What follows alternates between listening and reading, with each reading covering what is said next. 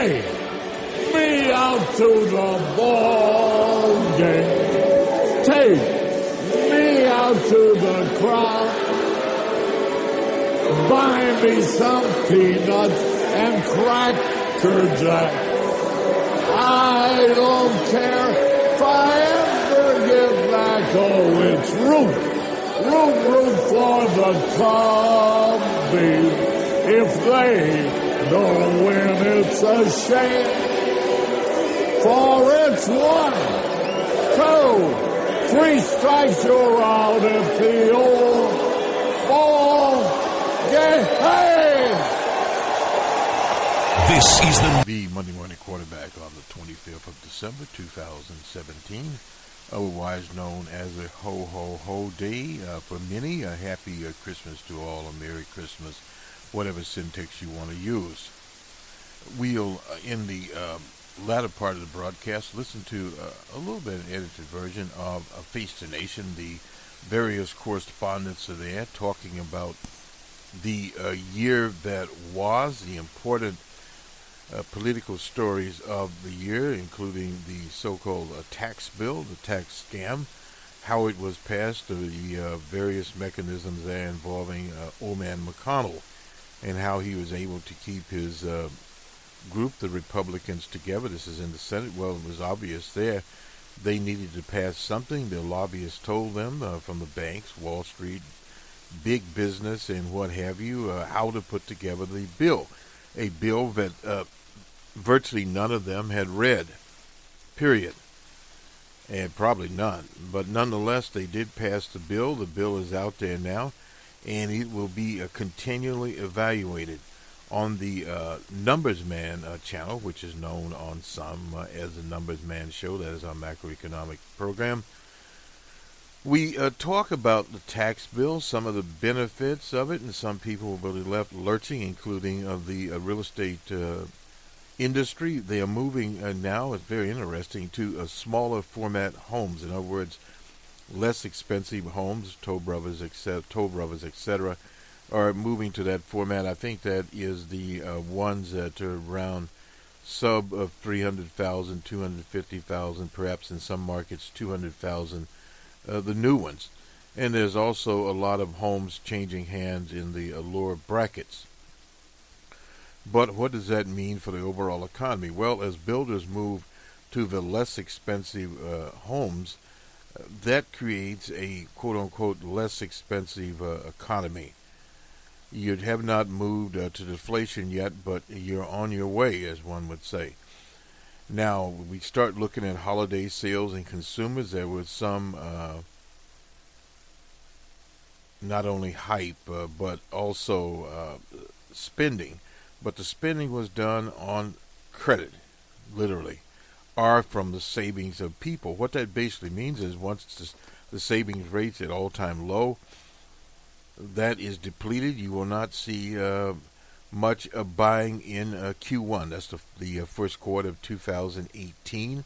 A different situation. What that does is impact sales tax collections and those kinds of tax collections out there.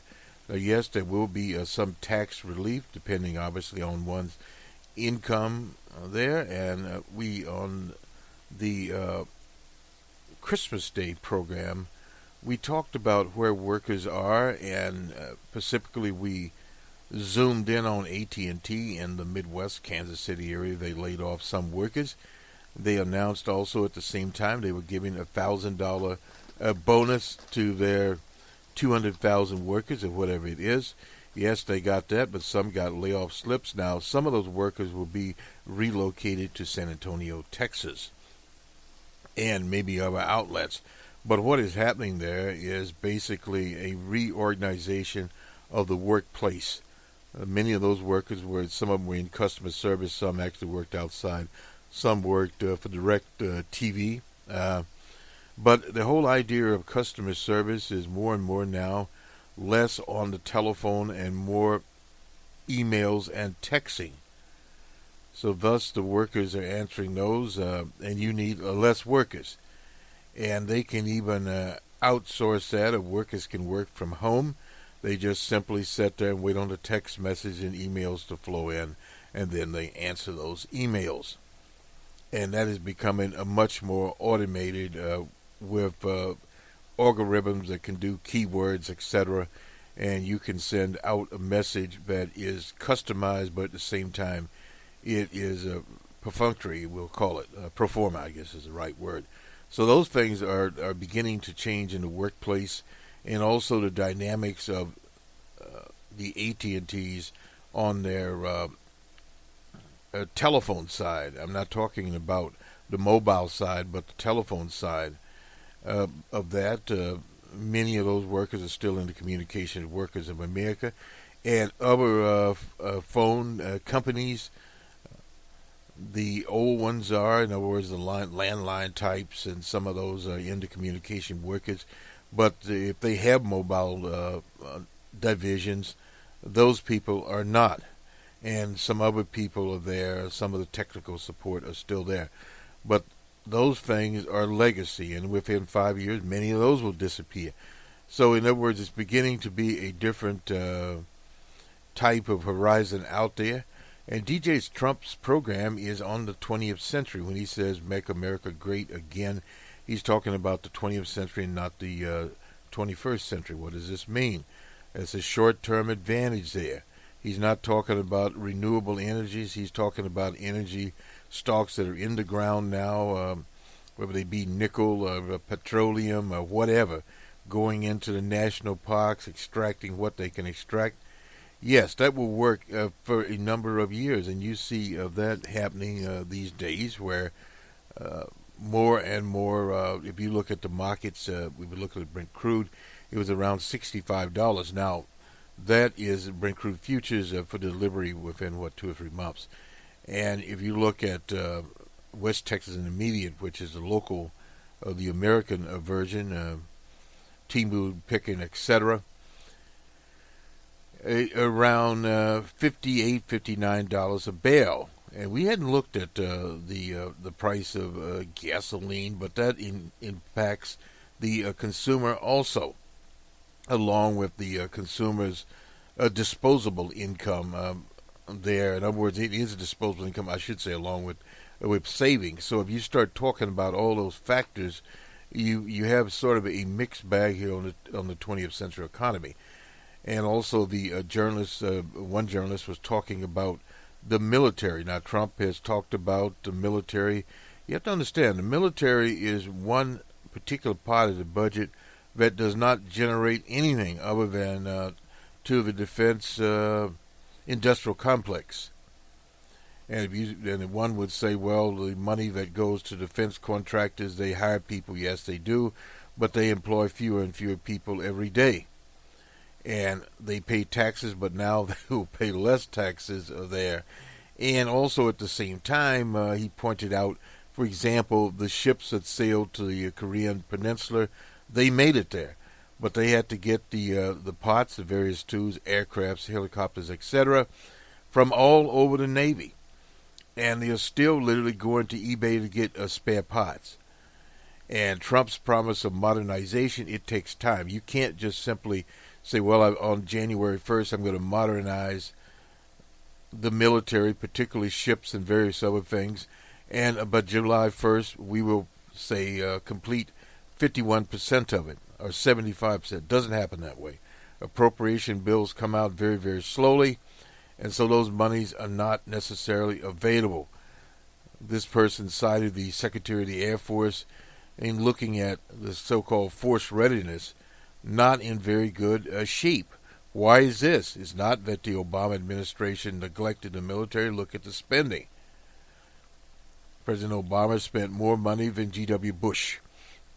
But the problem is the ships, many of the ships are getting older and older, period, and many of the tools, planes, etc., are also getting very old. And they're replacing those, but what is the replacement cost? And they talk about Afghanistan. There's nothing in Afghanistan. There's not been anything. There's rumors there's some minerals on the ground, maybe, maybe not. But the whole point is they've been there on a 20-year struggle and have got nothing out of it. They've spent trillions of dollars for zero results. Same thing in Baghdad. Baghdad now is as shaky as ever before since Saddam was murdered. So they got nothing really out of that. So in other words, that part of the budget is a waste of time. It needs to be cut by 25, 30, or 40% and forget it. They would still maintain the rocket forces, they'd still maintain the planes, etc. But the rest of these red herrings they got there are a waste of time. On the Korean Peninsula, they can fight a war there.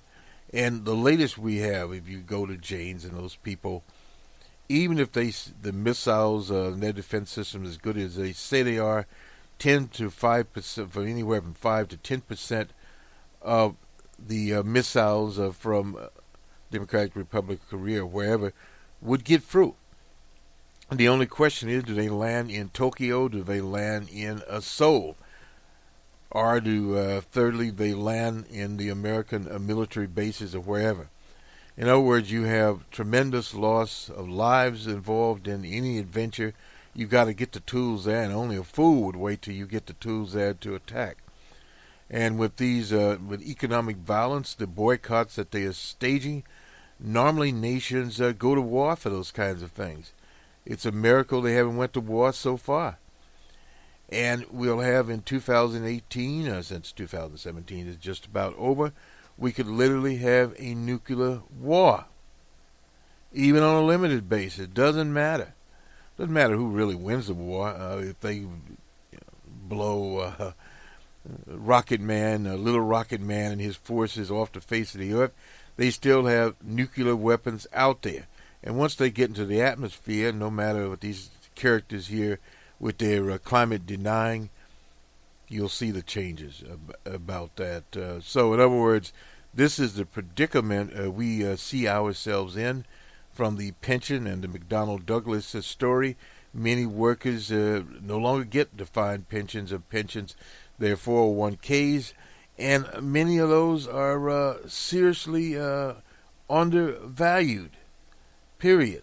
And now the savings rate has dropped. Not a very good situation. Let me just go here to a story out of Minneapolis.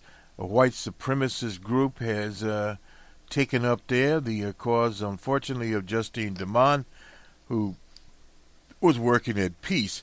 These are white nationalists. They are part of Steve Bannon's alt-right organization. They are out of California.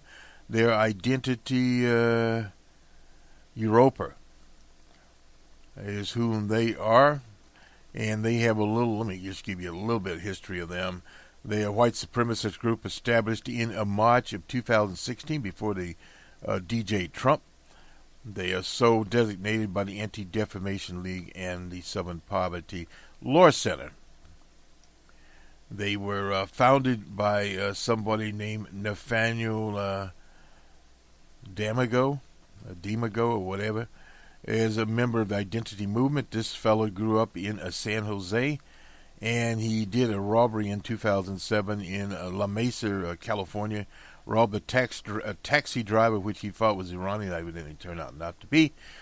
He was convicted, sent off to jail. Was in jail for 5 years. He read the various white supremacists, including Nicholas Wade, and a company while in prison. And he led a national youth front. That was a wing of somebody called the American Freedom Party.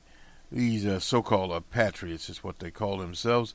The National Youth Front later disbanded, and that's when he formed Europa. Nonetheless, and at Unite the Right rallies, he was there with this guy Richard Spencer at the University of Florida. They have targeted college campuses. These people have roughly 300 members, according to them. They have people at Amherst, unfortunately in the Commonwealth, at UCLA, at Penn State, at Ohio State, and at the University of Washington. And they want to be a student organization at Ohio State.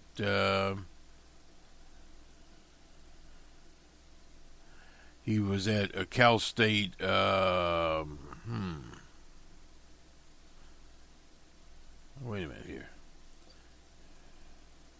Oh, this is footage showing punching a woman in the face, then running away, no doubt about that. That was at the Berkeley protests and prompted calls for his arrest. This is D'Amigo, I think is how you pronounce his name, at Cal State Stanislaus, where he was a student. The university subsequently said it was investigating him, period. So he's a leader in the right.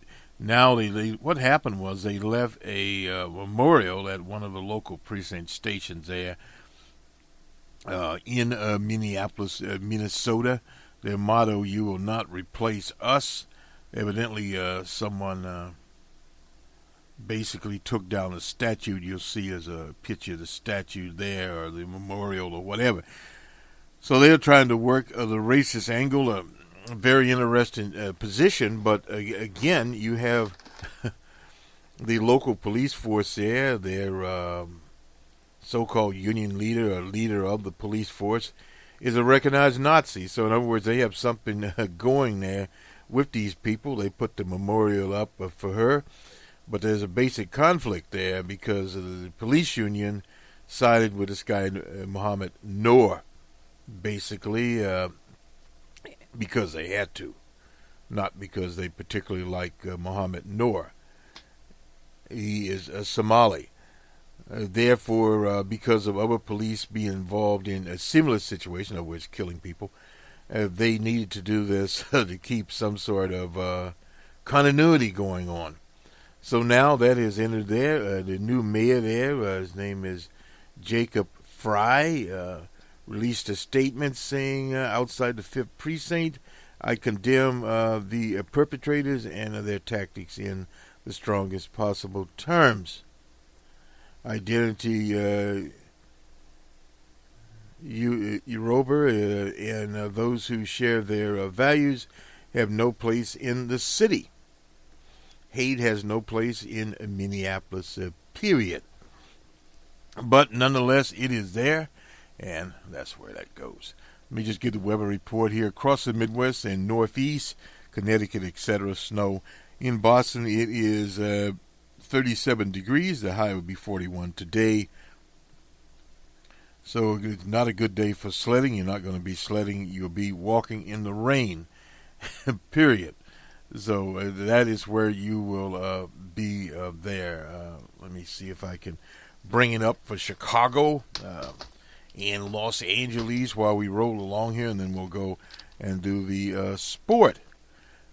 We have some news on Colin Kaepernick here. Oops, just a minute here. I think we can get Chicago up here. We may or may not be able to do that. Okay.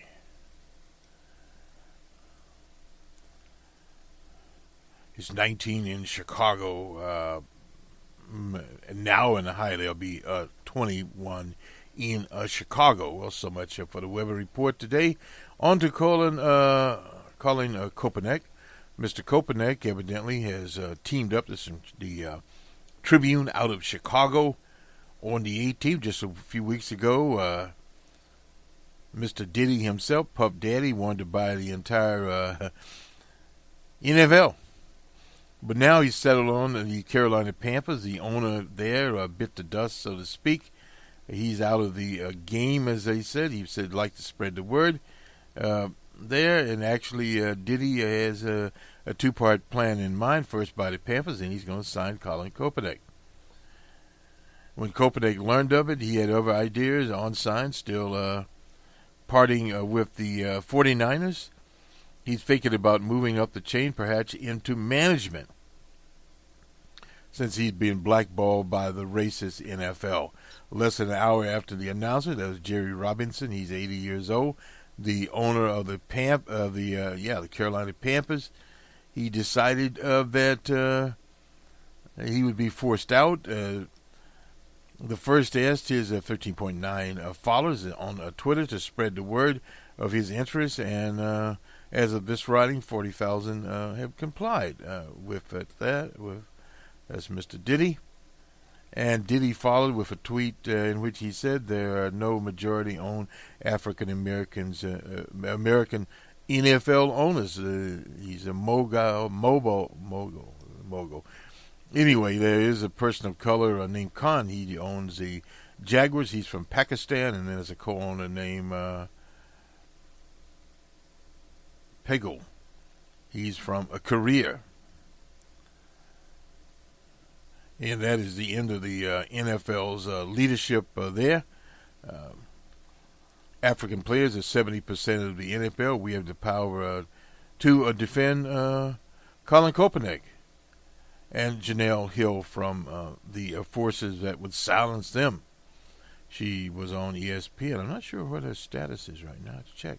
Most recently, posted a photo of himself and Colin Kaepernick there on video, I guess it is. Diddy said, I need to send a message out to everyone in the beautiful state of North Carolina. I will be the best NFL owner they could imagine. And he would hire Colin Kaepernick. We'll see on that one.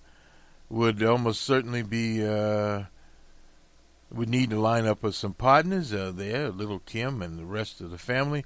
Earlier, Forbes estimated his wealth at, it's always an overestimate, at $820 million, while the website puts a value on the Panthers at $2.3 billion. But that's no big deal right there. The way this works out, you put up a few million, and various venture capitalists will put up the rest. Steve Curry, the Warriors, he offered to pitch in, and Maurice Jones and several others. Anyway, they pitch in a few million here and a few million there, and you then have the equity. None of these owners out there are buying whole teams by themselves. They have other partners, and that's the way that he's considered buying a British soccer club. What is it? Crystal Palace. No, it was in 2010. Well, Diddy has bought various things. He bought a music operation, and unfortunately for Diddy, on his music operation, for $85 million or whatever it is, it's losing money. But Diddy will come up with some more money, and there will go Mr. Diddy. So, again, this works out. Let me get the NBA scores in here. This is from Christmas Eve. Excuse me. The 76ers were at the Raptors in Toronto, 102 to 86 Raptors. The Bucks were at the Hornets, 111 for the Hornets, 106 for the Bucks. And in overtime, the Nets were at the Pacers in Indiana. Pacers won 23 to 19. And the Magic and Wizards in D.C. was 130 to 103. The Mavericks were in Atlanta. The Hawks won 12 to 107 for the Mavericks. The Bulls were in Boston. Celtics 117 to 92 for the Bulls. The Pelicans were at the Heat. Pelicans 109 to 94 for the Heat. The LA Clippers were at the Grizzlies. Grizzlies 115 to 112. The Thunder was at the Jazz. Thunder 103 to 89. The Nuggets of Denver were at the Warriors. Nuggets, they were mining gold again. 96 to 81. The T-Wolves were in Phoenix. T-Wolves 115 to 106 for the Suns. The Trailblazers were in Los Angeles and beat the Lakers 95 to 92. The Spurs were at the Kings. Spurs 108 to 99. That does it there. And I'm not certain if there are any games lined up in college football today. As a little bit of they say, respite occurs here on these games. Haven't looked at this schedule. We looked at it the other night, and of course this is the Monday morning quarterback. We sort of hope to look at it, but maybe we will not get an opportunity to look at it. Let's see if we can. They go by days here. Well, no, it's back Saturday, 16th. Well, on the 23rd, we had Texas Tech, the Red Raiders, in South Florida, 38-24, South Florida over Texas Tech. And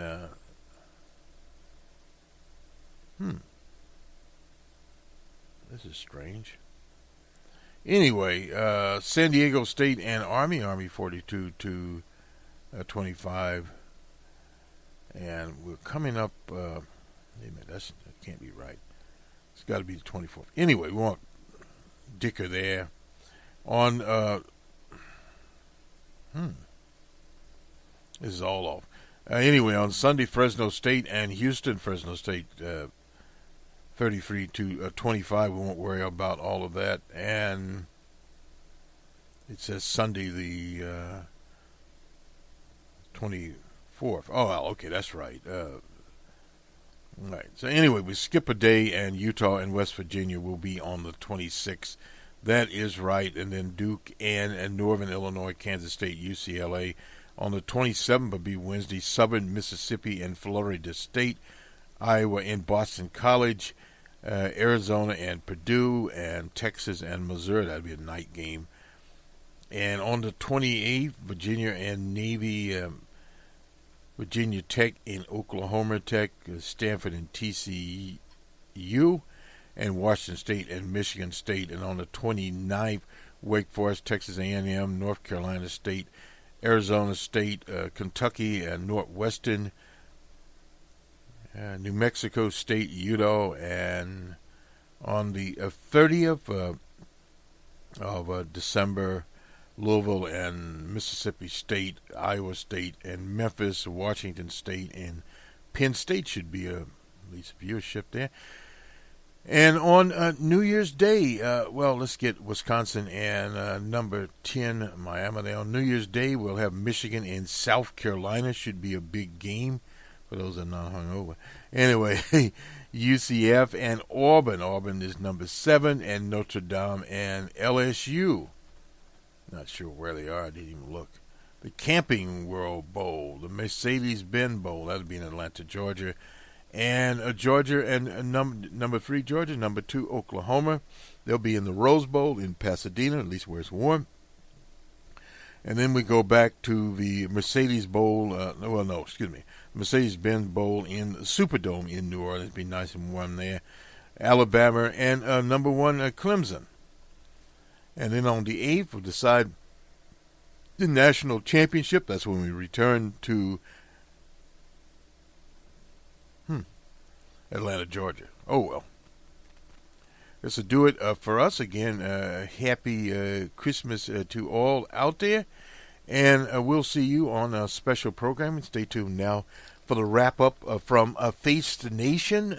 And we'll be back on the 26th. That'll be tomorrow. We'll start Kwanzaa, and we'll have to decide how we're going to do the special programming there. We'll kick off Kwanzaa. That was founded by Dr. Malana Karinga. And we'll hear from Dr. Malana Karinga, his most recent message, and about the collective holiday known as Kwanzaa. The idea there is to pull dollars out of mainstream American economy and to African American businesses, or black dollars, or whatever you want to call it.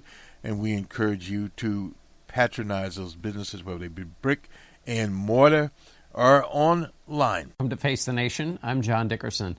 On this Christmas Eve morning, with all the newsmakers out of town, we begin with a 67-year tradition, the annual CBS News Correspondent Roundtable.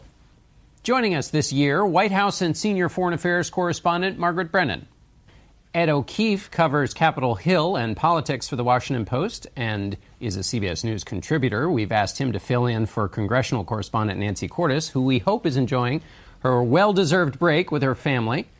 Chief White House Correspondent Major Garrett, Justice and Homeland Security Correspondent Jeff Pegues, and National Security Correspondent David Martin is also here.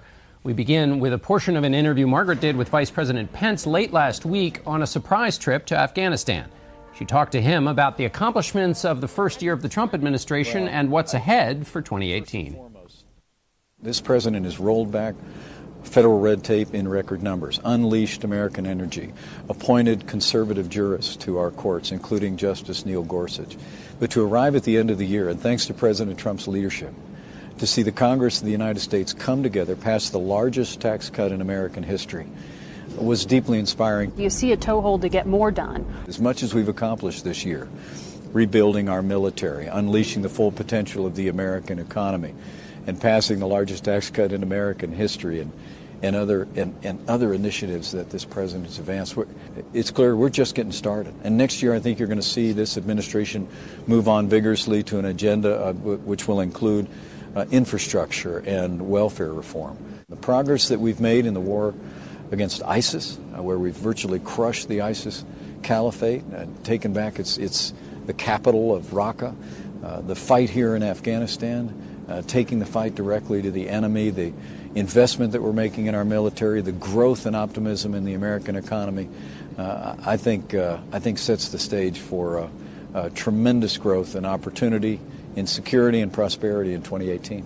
How do you explain to the American people how they should understand what just happened this month with Mike Flynn pleading guilty to lying to the FBI about his contacts with the Russian ambassador, which the president said he lied not only to you about, but to the FBI, and that's why the president fired him? We'll let the special counsel and others do their job. Well, we're going to cooperate, but we're going to stay very focused on the job the American people elected us to do. Can you just clarify how you understand what happened with Mike Flynn, who we'd known had lied to you? Did you know he had lied to the FBI? The president said that's what made him fire him. I stand by everything I've said with regard to that individual and every other aspect of this. But when he was fired, did you know he had lied to the FBI? What I can tell you is I knew that he lied to me. And I know the president made the right decision with regard to him. All right, Margaret, so the vice president is a fan of the job his boss is doing. Let me ask you about that trip, though. It was supposed to be part of a larger trip that the vice president was supposed to take. That part was canceled. Well, it's interesting because that trip has been postponed until January. It was supposed to be to Jerusalem and also to Egypt, part of what had initially been planned as sort of a, look, I delivered on this promise to eventually move the U.S. Embassy from Tel Aviv to Jerusalem, and then it became a bit more of a trying to soften the blow that was very much dealt to all of the Arab world and the Palestinians. But as more and more canceled their planned meetings with the vice president, that made that trip tougher. But this bomb that was dropped in many ways with this decision on Jerusalem, the administration would say we didn't see the blowback on the security side, the risks and the threats that some had predicted. But you have to understand that symbolically, the decision on Jerusalem will continue to be a sticking point for the Arab world. It may not be the breaking point because they have broader concerns with Iran right now, but it is certainly something that the administration is not going to quickly move beyond. Major, we heard the vice president's assessment of the year. Give us your assessment. I think it was very revealing in the last week of this year, effectively in Washington, that the person who had the year-end wrap-up press conference was not Donald Trump, was not Speaker Paul Ryan, it was Mitch McConnell. And if you're going to look at the person singularly most responsible for the accomplishments on the domestic side for the Trump agenda, Well, good morning, everyone. It's not Donald Trump. It's Mitch McConnell, the Senate Majority Leader, who held, with the exception of one issue, health care, Republicans together on every single aspect of what the president tried to accomplish. Tax cuts were passed because McConnell held his conference together. All of the 12 circuit judges nominated and confirmed, a record for any first year of any American presidency, because Mitch McConnell held his conference together. And he got 49 votes on health care, closer than anyone probably could have under those similar circumstances. So Mitch McConnell put the bow on this year, and quite properly so. The president signs, but without McConnell, who for the very first time this last week, the president actually praised on Twitter because it has finally gotten through to him through many people inside and outside the White House. Mr. President, forget what Steve Bannon says. You can't get anything without Mitch McConnell. Ed, staying with Congress, you heard Mike Pence talk about infrastructure. You heard him talk about welfare reform. given what Majors laid out, but also the fact that you got a Democratic Party that doesn't want to help out this president, what do you think Congress is going to look like? The more likely of those two is infrastructure, for sure. It was quite revealing how very quickly this week Paul Ryan tried to pivot to entitlement reform, and very quickly Mitch McConnell and Republican senators said, no way. Because remember the math. 51 to 49 is the new math starting January 3rd. Doug Jones comes to the Senate as a Democrat from Alabama. And courtesy of Steve Bannon. Courtesy of Steve Bannon, exactly. And cooperation is required. And the only thing that most senators right now believe could start the year off in a good way is working on some kind of plan to fund big construction projects, basically, in this country. The question, of course, as it always is, seems to be, how will you pay for that? And given that you've just slashed tax cuts, Republicans will probably turn around and suggest that entitlement reform is the way to do that in some respects. But a lot of those Republican senators and a fair number of congressional House members who are from suburban swing districts where going after Medicare, Medicaid, and Social Security is an unpopular thing to do in an election year are going to resist it. David, the vice president said ISIS is decimated, the caliphate is gone. Is that accurate? And if so, why has this come to pass? I think it's accurate to say that the caliphate, as it existed in Iraq and Syria, is crushed. They used to control all of northern Syria, northern Iraq, western Iraq. They're now down to a few pieces of territory along the Euphrates River in Syria. And I think the Trump administration deserves some credit for that. The weight of American airstrikes and the capabilities of American Special Operations Forces would sooner or later crush the ISIS caliphate, no matter who was in the White House. But the way that General Mattis, the Secretary of Defense, went about it was to give his commanders more authorities to make decisions in the field. So when they saw a target of opportunity, they didn't have to come all the way back through the chain of command to the White House to get approval. They just did it. And now the ISIS that once existed is almost dead. But as Secretary Mattis says over and over, they're not defeated. ISIS, the caliphate, is going to become ISIS, the movement. And its followers, we already see them in Afghanistan, Somalia, Yemen, name almost any country in North Africa. These aren't fighters who, for the most part, escaped from Iraq and Syria. These are just angry young men looking for a cause to serve. Jeff, the vice president talked about Michael Flynn. Michael Flynn is at the heart of both the relationship with the Russians among Trump advisors, but then also the obstruction question about whether the president told the FBI director to go easy on the Flynn investigation. Where are we at the end of the year with these cluster of investigations? Well, they're ongoing.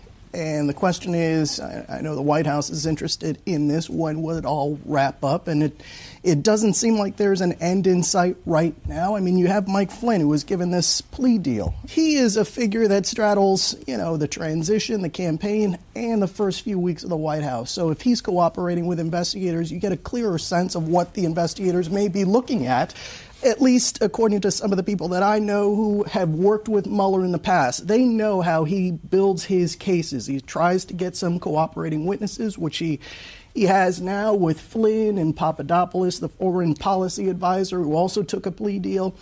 So you wrap up these witnesses, but you don't tip your hand, according to these people who work with Mueller, to what the main charges are going to be at the end. So that's the question. When will this end, and what are investigators trying to get out of Mike Flynn? All right, well, we're going to take a short break now, but we'll be back in a minute with more from our panel.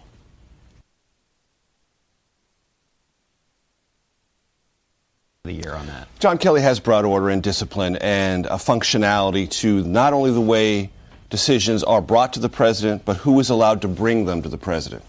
And they go through John Kelly. But that doesn't change the fundamental truth about the Trump approach to the presidency. And I've been trying to think of a metaphor. So you go to a rock concert. It's the Make America Great Again rock concert. There are two songs, Forgotten Americans and America First, and 15 solos. 15 solos by the same soloist on different instruments. That soloist is Donald Trump, okay? When he says in interviews, I'm the only one that matters, he fundamentally means that. And everything about this administration pivots off of that truth. He is the central actor, the central soloist in everything. And imagine yourself at this rock concert and you hear 15 solos. You're probably going to be a little tired by the end of the show because you get the soloist and very little else. And if you talk to cabinet secretaries, which I have the luxury of doing at some time, they're like, we're doing all these things, but it's hard to sort of get people aware of it. Because the soloist is on the flute, then he's on the drums, then he's on the electric guitar, then he's on every other instrument. And that is both the kind of reality draw of the Trump presidency, the management reality, and the exhausting reality. Right. By the time he gets to the glockenspiel, it's really...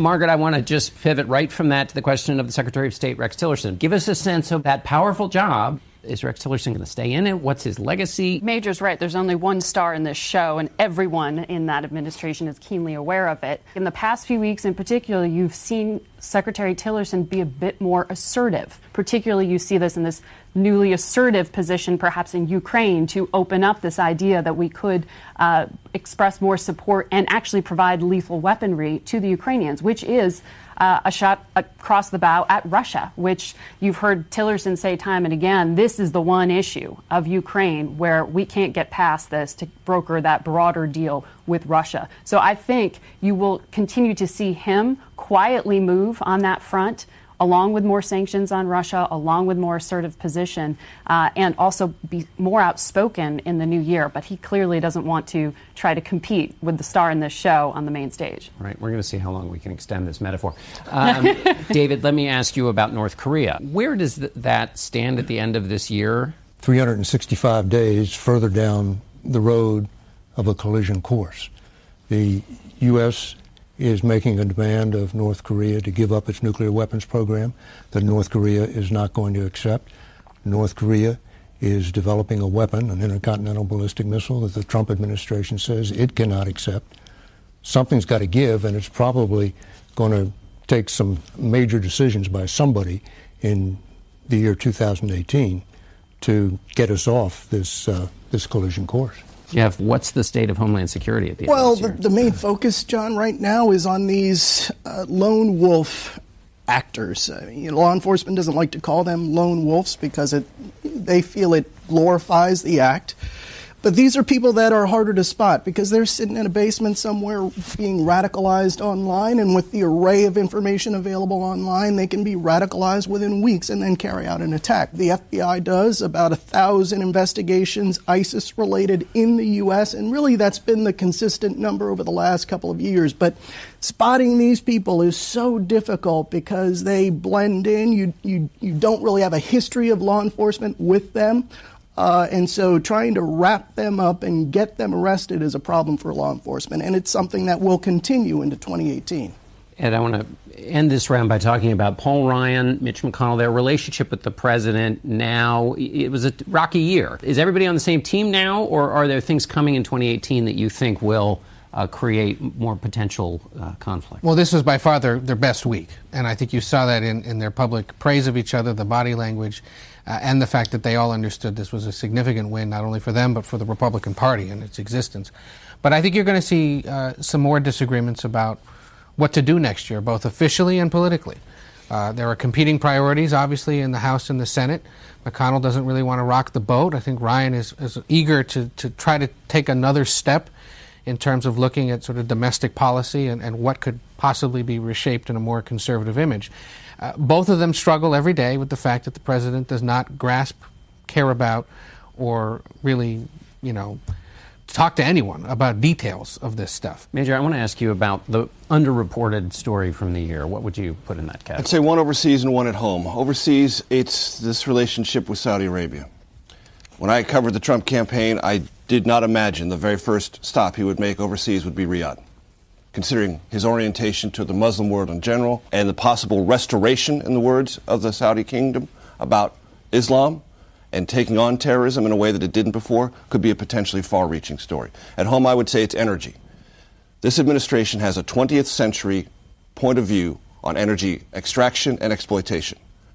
It does not have an embrace of renewables or 21st century energy concepts that the Obama administration does. That will radically change where we drill, where we don't drill, and the environmental implications of that. Margaret, what's your candidate for undercovered story? One thing I would highlight is what we're seeing in terms of the lost generation. This refugee crisis that was so focused on Syria has now continued, worsened, become a health epidemic, whether you're talking about conflict in Yemen, outbreak of cholera hitting thousands, whether you're looking at the Democratic Republic of the Congo, where UNICEF is predicting 400,000 children under the age of 5 could die. Because of these health risks, because of refugee crisis, issues of displacement and starvation. So whether it's Syria, Africa, throughout the Middle East, these issues the United States isn't talking about as much, isn't leading on, and is really only articulating in purely a homeland security point of view. But these things have consequences in years to come in terms of radicalization, in terms of risk, and in terms of simply health risk. David, what's been an undercovered story? Well, you heard Vice President Pence say we are rebuilding our military. Not so much. There's a big new defense spending bill, but it's just a wish list until you get a deal in Congress. And so the fact is that the Pentagon, along with the rest of government, is going to continue to operate on these continuing resolutions, which keeps you going along the same path. And the heads of all of the services just say that their readiness is falling apart. And when you listen to the details of what an aircraft carrier has to go through these days to get underway, when we saw those 3 carriers operating off the Korean Peninsula a while back, the machinations that it took to get one of those carriers, the Teddy Roosevelt, underway. I mean, they were stealing planes from all over the United States, stealing parts just so that they'd have an air wing to go on there. The Secretary of the Air Force says that when she saw on her first briefing on the new readiness rates when she came into office, she said, there must be some mistake. This has got to be wrong. And, of course, it wasn't wrong. And nobody should conclude from that we're about to be inferior to anybody. We're still number one, but as the Secretary of the Air Force said, these decreased readiness rates don't mean we're not going, but it does mean fewer are going to come back. Your candidate for this. 2 quick ones. First off, let's remember there was an assassination attempt on a top House Republican this year. And this was the most threatening year for lawmakers in history. There were at least 1,650 threats against lawmakers as of late July. I couldn't get updated stats in time for this, but it's safe to surmise it was at least double last year. The other, there's an internal displacement crisis in this country. At least 230,000 people have left Puerto Rico since Hurricane Maria. They are in Florida, Georgia, Texas, North Carolina, New York. They're going to reshape the politics of those states. But there's an island that needs to be rebuilt, and the United States didn't do it this year. I would agree. I think, Puerto Rico is just what has happened there, and the U.S. Virgin Islands, and the lack of focus on those issues there is big. That's not exactly my beat, but that's something that I'm interested in. But also, if you look at overseas, European officials were saying that they're not getting the outflow of ISIS fighters back into Europe that they were anticipating. I talked to top counterterrorism officials here in the U.S. who agreed with that. All right, prediction time. Jeff, I'm going to start with you. What are you going to predict in 2018? Well, you might recall that last year I predicted that James Comey was going to stick around. Maybe you can give me a break on that one. Man, well, I mean, who knew what would happen? So this year I won't be as bold, but I will say that I think the Mueller investigation is going to, one way or another, give members of Congress a big decision in 2018. I think it'll end up in their lap.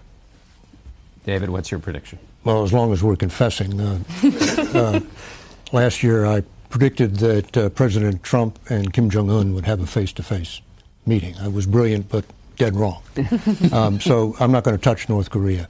I'm going to predict that Abu Bakr al-Baghdadi, the leader of ISIS, will meet his end in 2018. All right. Ed? One of the big 4 congressional leaders, Nancy Pelosi, Paul Ryan, Chuck Schumer or Mitch McConnell will either be gone or on their way out of their position by this time next year.